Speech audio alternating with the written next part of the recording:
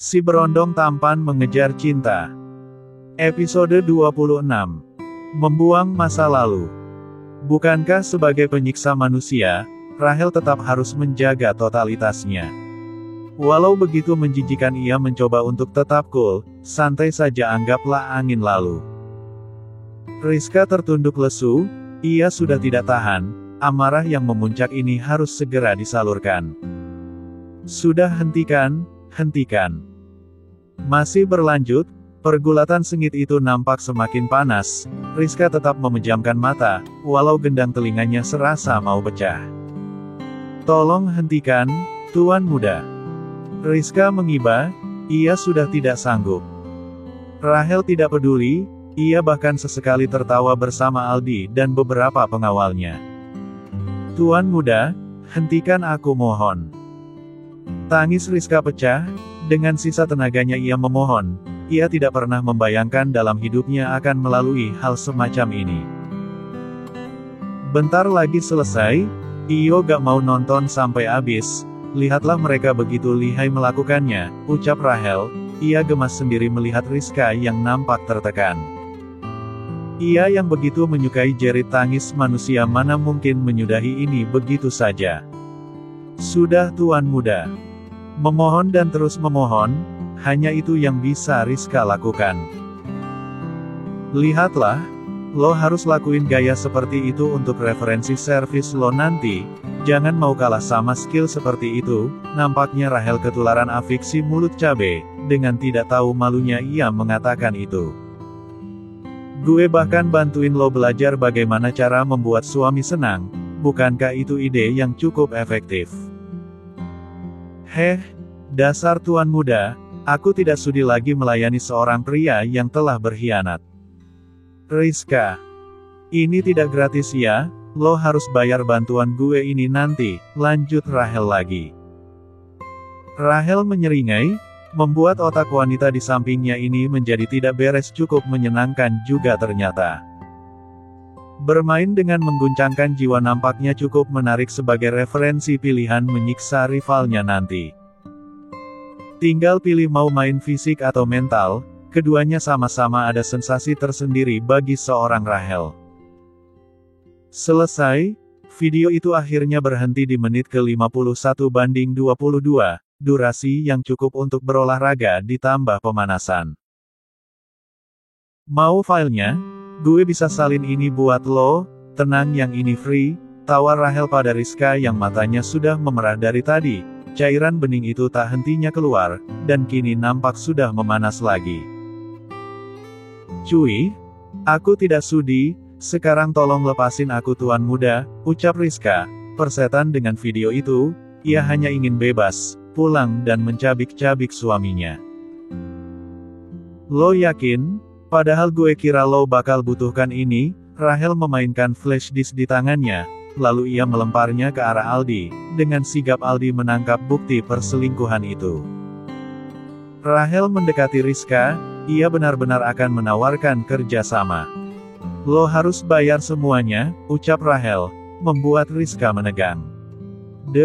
Dengan apa? Ingin Rizka menolak, kenapa juga ia harus membayar? Bukankah di sini ia yang paling dirugikan? Ia sudah sangat tersiksa dari tadi, namun pikiran dan mulut yang tidak sinkron sayangnya membuat ia lebih memilih mengatakan itu. Jauhi Evelyn. Iya Tuan Muda, aku sudah berjanji, aku tidak akan menampakkan diri lagi di hadapan kalian, jawab Rizka cepat. Untunglah hanya itu yang harus ia bayar, pikirnya. Kalau benar begitu, sumpah ia tidak akan mau bertemu dengan Evelyn lagi. Kalaupun nanti harus bertemu, ia berjanji akan menghindar. Sudah cukup penderitaan ini. Lo kenal wanita di video itu siapa? Tanya Rahel yang sontak membuat darah Rizka berdesir hebat. Ia benci pertanyaan ini. Tidak ada sahutan walau wajahnya menunjukkan kemarahan. Sayang sekali ia hanya bisa tertunduk. Jangan bilang perselingkuhan ini dengan adek lo itu, karena jika dia tahu dia akan kembali mengejar Evelyn. Rizka mengangguk, turuti maka semuanya akan aman, begitu saja pikirnya. Selebihnya, Gue rasa lo tahu harus bertindak apa. Kalau suatu hari lo butuh ini, temui dia, ucap Rahel memperlihatkan flash disk laknat itu lagi sembari menunjuk Aldi, kemudian berlalu pergi. Urus dia. Ucap Rahel pada Aldi, pelan tapi pasti punggung itu menghilang dari pandangan Rizka. Tinggallah Rizka dengan kehancuran hatinya. Lah diantar oleh para pengawal Rahel saat hari sudah subuh, ia keluar dari mobil, dan ingin masuk ke rumah menyalurkan kemarahan yang sejak tadi ia tahan. Ingat pesan Tuan Muda, ia tidak pernah main-main dalam setiap ucapannya. Segala yang terjadi hari ini apapun yang bersangkutan dengan Tuan Muda, lebih baik Anda lupakan, tutup mulut karena Tuan Muda selalu mengawasi setiap tawanannya. Tidak percaya, coba saja jika sudah siap meninggalkan hidup normal Anda. Rizka paham, baiklah ia akan tutup mulut, toh tidak terjadi apapun padanya selain diculik, namun kini mentalnya sudah rusak serusak-rusaknya. Dari tadi suara laknat dan video itu terus berputar menghantuinya, ia pasti sudah tidak waras saat ini. Lah masuk, suaminya nampak tidak tidur menungguinya pulang. Ia tidak peduli, melihat wajah suaminya membuat pengkhianatan itu makin terngiang di kepalanya. Pandangan penuh kebencian dilayangkannya. Dari mana saja kamu? Tanya Randy yang merasakan kelegaan istrinya sudah pulang. Dari mana aku? Rizka menunjuk dirinya, dari melihat seorang pengkhianat yang nampak senang sekali bermain dengan ehem-ehem, ucap Rizka penuh kekecewaan, nafasnya yang naik turun menandakan ada lahar kemarahan yang siap ia tumpahkan. Apa maksud kamu? Tidak mengerti, Randy mengerutkan keningnya. Hotel X, kamar 115, durasi 51:22, masih tidak mengerti. Randy terhenyak mendengar penuturan Rizka, membuat ia mengingat samar kejadian beberapa bulan lalu. Namun dengan cepat ia mengubah mimik wajahnya, anggap saja itu tidak pernah terjadi dan ia tidak mengetahui. Apa itu? Aku tidak mengerti. Kilah Randy. Aku ingin bercerai. Duar. Bagai petir yang menyambar tubuhnya, ucapan Rizka berhasil membuatnya kaku. Hei, apa-apaan kamu? Kenapa tiba-tiba bilang begitu? Aku salah apa? Randy menampilkan wajah bingung, seperti ia benar-benar polos. Riana, wanita itu, sudahlah mas, akui saja, aku hanya ingin kita bercerai. Riana. Riana apa? Riana istrinya Fendi, ada apa dengan dia?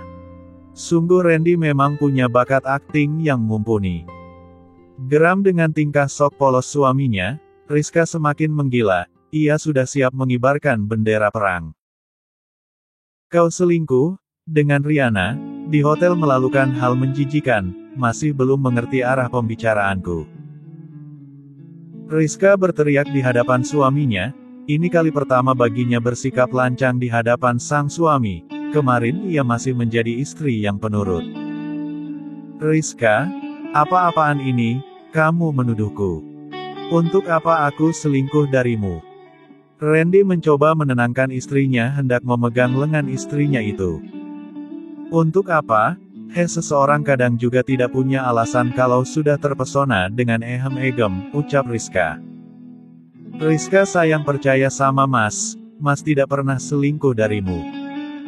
Bela Randy, percayalah bersamaan dengan rayuannya, jantungnya justru berdegup kencang. Dari mana istrinya mengetahui semua ini pikirnya. Berhenti, jangan menyentuhku lagi, jangan memanggilku begitu, itu sangat menjijikan. Rizka menutup telinganya, hal yang sangat ingin ia lakukan saat di ruangan bawah tanah tadi. Bayang-bayang suaminya bermain gila dengan Riana kini terpatri jelas di hadapannya. Suara-suara laknat itu bersahutan bagai kaset kusut yang terus memutar ulang, semakin membuatnya gila. Sayang, bahkan suaminya juga memanggil Riana dengan sebutan sayang sebanyak yang ia dengar tadi. Bohong, kata-kata cinta itu semuanya bohong. Tidak, Tidak, pergi, pergi. Rizka mencoba menghalau bisikan-bisikan yang ia dengar memenuhi rongga telinganya. Matanya terpejam, tangannya menghalau sembarang arah, lagi-lagi mentalnya terganggu. Pergi, pergi. La berlari menuju kamarnya, berharap suara-suara laknat itu tidak mengikutinya. Flashback off. Evelyn menggeliat merasakan ada yang mengecupi wajahnya. Antara sadar dan tidak ia melihat Rahel adalah pelakunya. Dengan mata terpejam, La segera menepis pikiran tak tahu dirinya itu. Bukankah semalam si pacar berondong pergi meninggalkannya tanpa sepatah kata? Membuat ia menyesal telah mengabaikan kekasihnya itu. Lain kali ia berjanji tidak akan lagi. Rahel begitu gemas melihat tingkah wanitanya ini. Sudah seluruh wajah diabsen oleh Rahel dengan kecupan. Namun sang pacar belum juga terbangun. Baiklah, mari kita kejutkan dia. Rahel membuka baju dan celananya menyisakan boxer yang membungkus rapi kesatrianya. Ia menyelinap masuk di bawah selimut, memeluk kekasihnya itu menghadapkan ke dada bidangnya. Siapa sangka, semalaman tidak tidur membuat ia dengan mudahnya malah tertidur. Kali ini Evelyn benar-benar terbangun. Karena sudah jamnya ia membuka mata. Subuh menjelang, ia melihat tangan kekar memeluknya. Nampak blur ia melihat dada bidang di hadapannya. Oh astaga, kurasa aku sudah tergila-gila dengan bocah tengil itu. Apapun semuanya tentang dia, pagi-pagi gini aku juga lihat guling mirip dia. Memang tidak beres otakku ini. Masih belum sadar dan menganggap semuanya hanya halusinasi. Ia dengan percaya diri menyingkirkan tangan kekar yang ia anggap guling itu. Bangkit dan memulai ritual subuhnya. Rahel pun sama, ia begitu lelah hingga tidak terganggu saat Evelyn menyingkirkan tangannya. Kedua manusia yang sama-sama belum sadar itu kembali dengan kegiatan masing-masingnya. Biarkan, tidak lama pasti ada teriakan yang menggema di ruangan ini. 1, 2, 3, benar saja saat Evelyn keluar dari kamar mandi, penglihatan dan pikirannya kini telah kembali sinkron karena sudah terkontaminasi oleh air. Ia benar-benar melihat dengan jelas Rahel memang berada di kamarnya, dan yang ia rasakan tadi kemungkinan bukanlah mimpi. Evelyn berteriak melihat kekasihnya yang tidak pakai kaos dan menampakkan roti sobek pada bagian perutnya. Pikiran buruk menerpa otaknya yang memang selalu tidak waras saat berhadapan dengan Rahel. Rahel yang merasa baru saja tertidur, dipaksa membuka matanya karena mendengar teriakan yang tak asing baginya. Ia sadar kekasihnya pasti akan melakukan itu. Santai saja, anggap saja kamar sendiri. Apalagi melihat Evelyn yang saat ini sedang berbalut handuk saja, biarkan semangat pagi ini mengguncang imannya. Terserahlah mau siraman kalbu subuh-subuh begini juga tak apa, toh dia sudah menang. Keluar! Teriak Evelyn, ia benar-benar terkejut, keahlian membuka apa saja yang dimiliki Rahel membuatnya sedikit waspada. Untung saja kan semalam ia tidak dibuka, walau sudah tidak tersegel, namun ia juga bukan yang sembarangan bisa dibuka. Enak saja, cinta sih cinta bego jangan. Tidak ada tindakan dari Rahel, ia tetap saja mempertahankan posisinya, memeluk guling dan kembali memejamkan mata. Nafas yang naik turun kini berangsur stabil, ia menyadari ia hanya berbalutkan handuk saat marah tadi, membuat ia segera mencari pakaian untuk menyalin tubuhnya. Ia memutuskan kembali ke kamar mandi, sholat subuh, dan pergi ke dapur membuat sarapan, meninggalkan Rahel yang masih berbalut selimut. Karena terkejut, ia sampai berteriak, padahal tidak harus sampai seperti itu. Malu dengan yang kemarin-kemarin, bukankah sudah berapa kali Rahel tidur di sebelahnya? Apalagi kalau si Utun sedang bertingkah, bahkan mereka berdua tidur saling berpelukan. Sok terkejut, dasar gila. Memalukan. Fendi bertemu rekan bisnisnya. Proyek yang ia tangani hari ini berjalan lancar, tanggung jawab besar kini sudah berada di pundaknya. Semua orang terkesan atas cara kerjanya. Fendi memang begitu, sebenarnya ia cukup bisa diandalkan. Kesempatan tidak datang dua kali Pak Fendi. Rudy masih saja melobi dirinya, Fendi tak kuasa menolak namun ia juga tidak berani bertindak. Jantungnya maraton setiap kali melihat apa yang Rudy suguhkan, bolehkah? Keadaan Riana ia dengar semakin memburuk, uang pinjaman untuk mengobati istrinya terpakai sia-sia, tidak ada tanda kesembuhan pada istrinya, divonis gila sudah cukup menjadi pukulan terberat baginya. Ibunya pun begitu, tidak ada perubahan, meski dipindahkan ke luar negeri pun belum tentu akan membaik, skizofrenia tidak bisa disembuhkan, ucapan dokter tentang seberapa serius penyakit ibunya itu membuat ia menghela nafas panjang. Namun masih bisa dirawat, kemungkinan itu juga melintas pada dilemanya. Lagi-lagi kendala biaya, ia tidak punya cukup uang untuk beberapa bulan ke depan jika ibunya terus menginap di rumah sakit elit itu. Bagaimana dengan Riana, gaji Inem dan Sri, kebutuhan Fahira, bayar angsuran pinjaman, kebutuhan rumah, siapa yang mau peduli? Ketiga kakaknya menyalahkan dirinya atas sakitnya ibu, terlebih hubungannya dan si sulung tidak begitu baik untuk saat ini, ia tidak akan berani membantah apa yang dikatakan Rizka jikapun harus mengeluarkan sisa uangnya. Aku tidak berani. Gue denger nih ya, si Selena yang artis itu mundurin diri dari dunia entertain. Tiba-tiba gitu, beberapa ciwi-ciwi di sekolah guna bakti nampak asik bergosip ria. Trending topik di sosial media dari semalam ramai memberitakan hengkangnya Selena Ashifa dari dunia keartisan. Sayang banget, padahal rating sinetronnya tinggi banget, udah di puncak karir gitu malah mundur.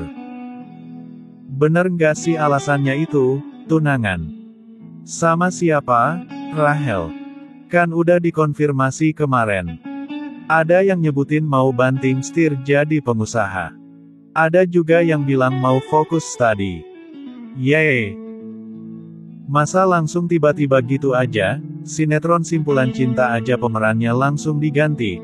Padahal kan kalau cuma mau banting setir gitu gak mesti langsung jelek berhenti kan.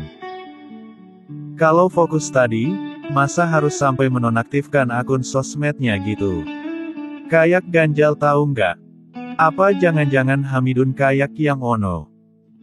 Hahaha, Saayo buntut panci, jangan bilang sekalinya nongol konfirmasi udah nikah siri. Bener-bener, wah parah kalau bener iya. Yang ono bukan Hamidun woi, kan udah dikonfirmasi mereka udah halal ogep.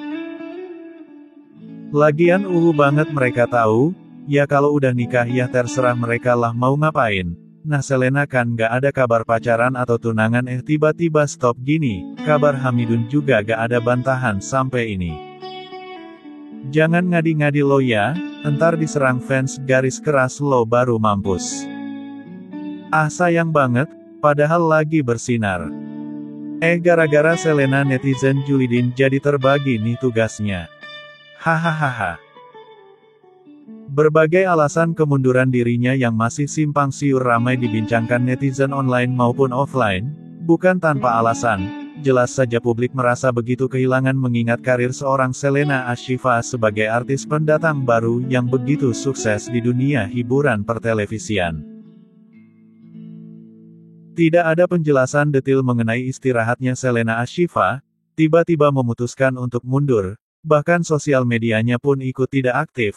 Membuat publik bertanya-tanya alasan di balik semua itu, bahkan begitu banyak bermunculan persepsi lain dari netizen maha benar menanggapi kabar yang masih menjadi misteri itu.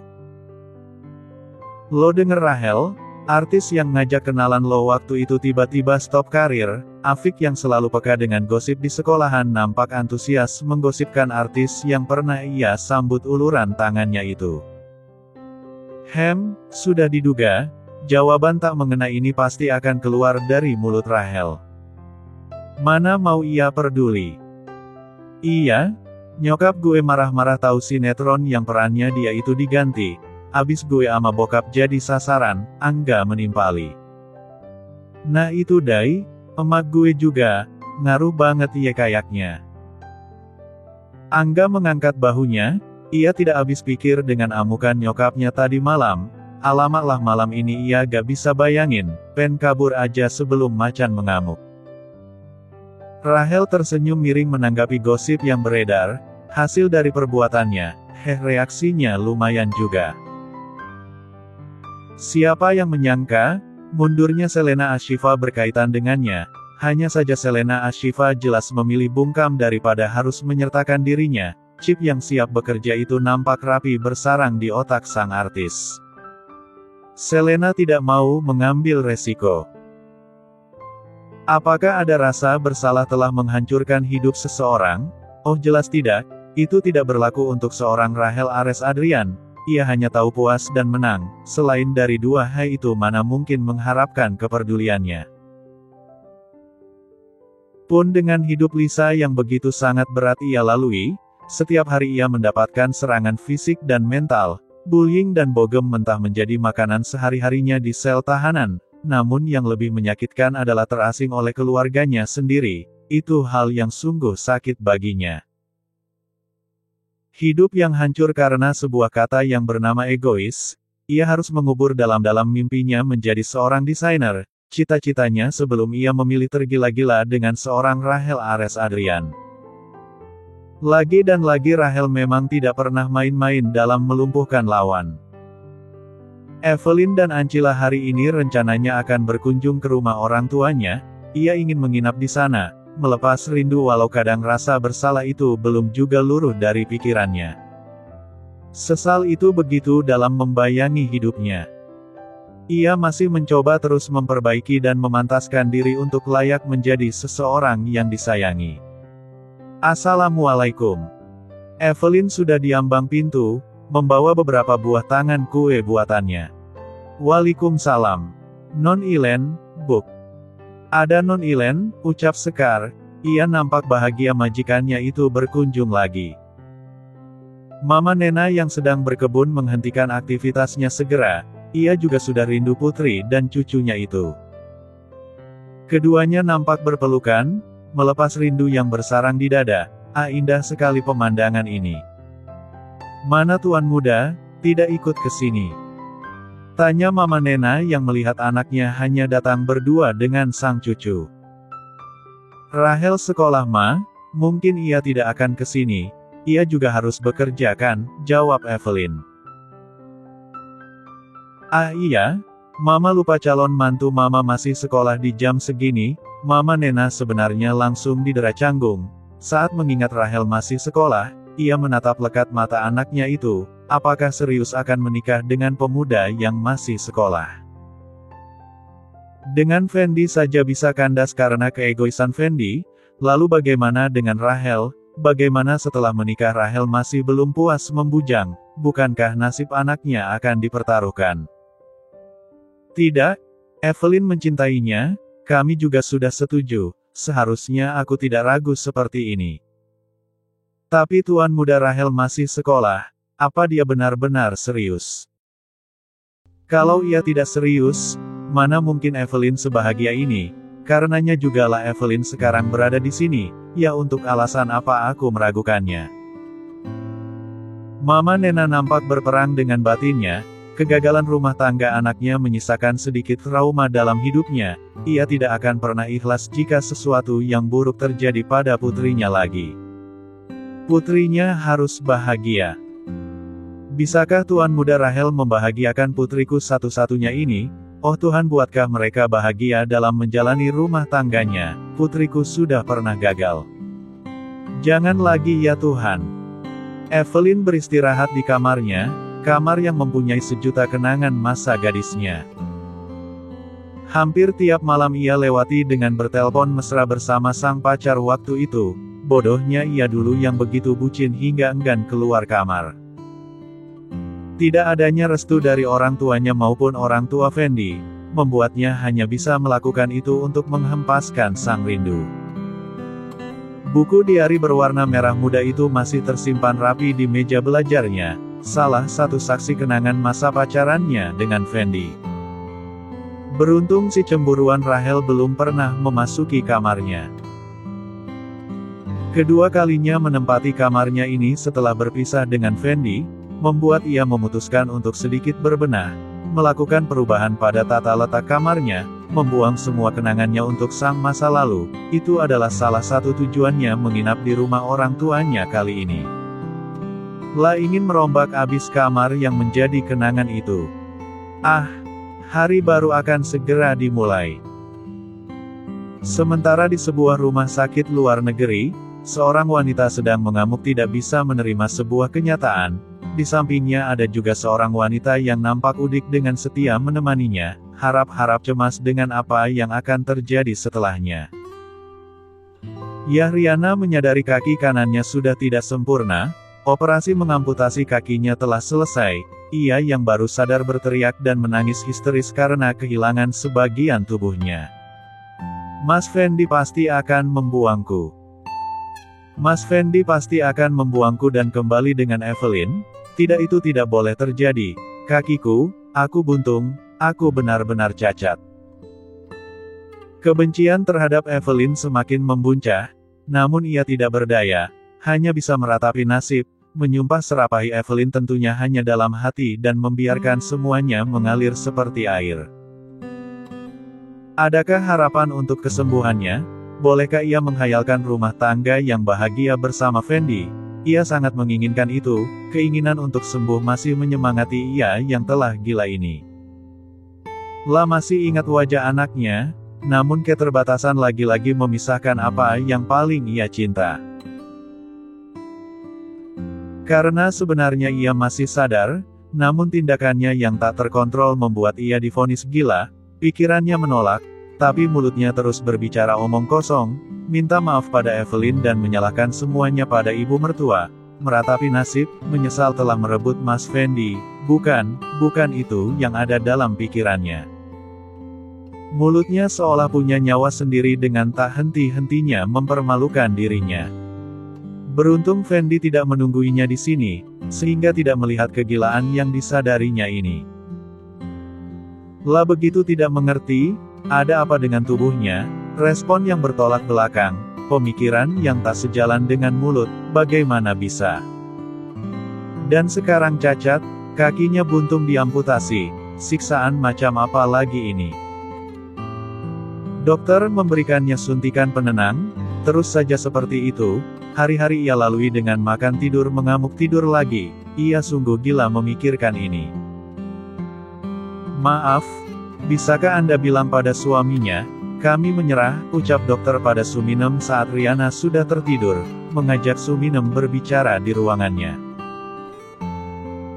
Sampai di sini saja, karena memang pasiennya sudah gila, dan tidak ada tanda kesembuhan walau sudah berbagai obat diberikan, seorang dokter berpengalaman dan bersertifikat sepertinya dengan berat hati harus mengatakan menyerah akan tugasnya kali ini.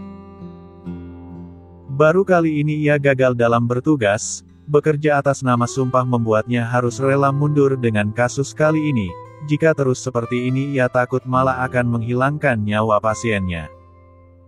Perang sudah usai, dan ia memutuskan untuk angkat tangan.